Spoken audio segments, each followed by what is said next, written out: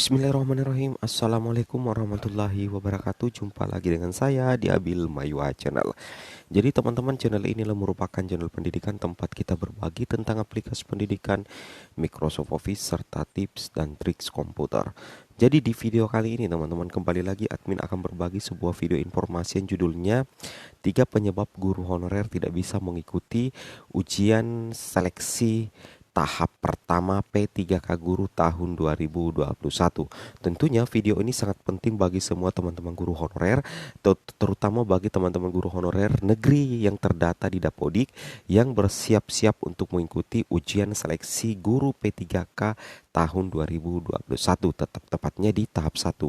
Nah, sebentar lagi akan ada pengumuman seleksi berkas, pengumuman hasil seleksi administrasi guru P3K di tahun 2021 ini. Dan ketika teman-teman lulus seleksi berkas, maka secara otomatis teman-teman mendapatkan kesempatan untuk ikut di ujian kompetensi guru P3K.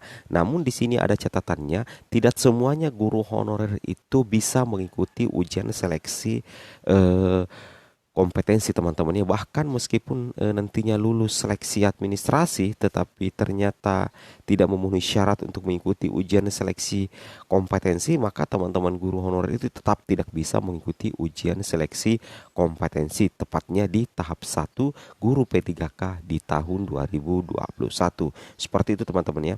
Nah, penyebab yang pertama sehingga teman-teman tidak bisa ikut di ujian seleksi guru P3K di tahap pertama, khususnya ujian kompetensi, adalah yang pertama, guru honorer yang mengabaikan tombol reset padahal sekolah yang dilamar formasinya diisi guru honorer induk. Nah, di sini penting sekali saya garis bawahi tentang tombol reset pendaftaran.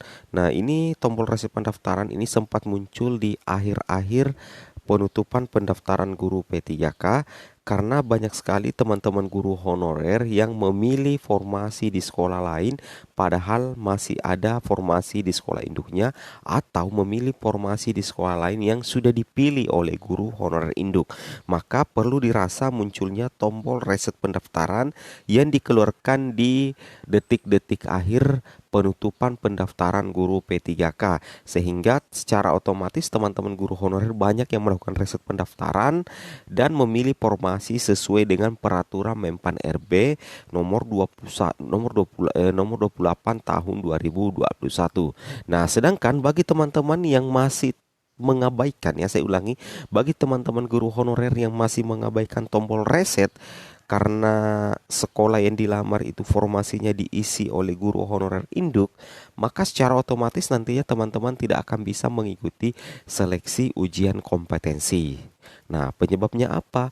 Penyebabnya itu tadi teman-teman, karena formasi yang teman-teman pilih itu sudah diisi oleh guru honorer induk. Nah, sedangkan bagi teman-teman guru honorer yang mengabaikan tombol reset pendaftaran karena formasi yang teman-teman pilih di sekolah lain itu tidak bisa diisi oleh guru honorer induk, maka itu tidak jadi masalah teman-teman ya. Maka itu tidak menjadi masalah karena formasi yang teman-teman pilih itu tidak bisa dilamar oleh guru honorer induk, atau teman-teman mengabaikan tombol reset pendaftaran karena sekolah induk teman-teman itu tidak ada, ya, sekolah induk teman-teman itu formasinya tidak disediakan, sehingga terpaksa teman-teman harus memilih sekolah lain yang formasinya masih ada dan tidak diisi oleh guru honorer yang bersangkutan atau guru honorer induk di sekolah tersebut. Seperti itu teman-teman ya. Jadi salah satu penyebab sehingga teman-teman guru honorer tidak ikut di ujian kompetensi tahap pertama adalah guru honorer yang mengabaikan tombol reset padahal sekolah yang dilamar formasinya diisi guru honorer induk. Seperti itu teman-teman ya. Kemudian kita pindah ke penyebab yang kedua. Penyebab yang kedua adalah guru honorer yang melamar formasi tetapi ijazah dan serdik tidak linier dengan formasi yang dilamar. Ini juga banyak sekali terjadi teman-teman ya. Banyak sekali teman-teman guru honorer yang tidak atau mengabaikan linearitas ijazah. Nah, ini sudah kita bahas berulang kali tentang SE linearitas terbaru. Jadi perlu teman-teman pahami bahwa untuk melamar sebuah formasi, untuk melamar suatu jurusan P3K atau bahkan CPNS, itu kita harus selalu mengecek apakah formasi yang kita lamar itu sudah sesuai dengan ijazah dan sudah sesuai dengan sertifikat pendidik yang kita miliki. Seperti itu teman-teman ya. Karena jika formasi yang kita daftar itu tidak sesuai dengan linearitas ijazah atau serdik kita, maka secara otomatis teman-teman itu bisa gagal di seleksi administrasi. Saya ulangi, teman-teman itu bisa gagal di seleksi administrasi dan secara otomatis teman-teman itu tidak bisa ikut di seleksi ujian kompetensi tahap pertama. Seperti itu ya. Jadi seperti itu. Contoh misalkan seorang guru honorer, guru sekolah dasar memilih formasi guru sekolah dasar padahal ijazahnya adalah bahasa Inggris. Nah, maka secara otomatis bahasa Inggris itu kan tidak linear dengan formasi guru kelas. Nah, ketika pengumuman seleksi administrasi itu dipastikan teman-teman ya, itu dipastikan gagal ya. Itu dipastikan gagal seleksi administrasi karena terbentur linearitas ijazah dan serdik. Nah, seperti itu teman-teman ya. Kemudian yang kedua, contoh kedua, misalkan seorang guru honorer itu berijazah bahasa Indonesia ya, berijazah bahasa Indonesia tetapi melamar formasi bahasa Inggris. Itu tidak diperbolehkan karena jelas itu sudah tidak sesuai atau tidak relevan dengan ijazah dengan formasi yang dipilih dan dipastikan itu tidak bisa ikut ujian seleksi kompetensi. Seperti itu teman-teman ya. Oke, kita coba lanjut lagi ke yang penyebab yang ketiga adalah ini.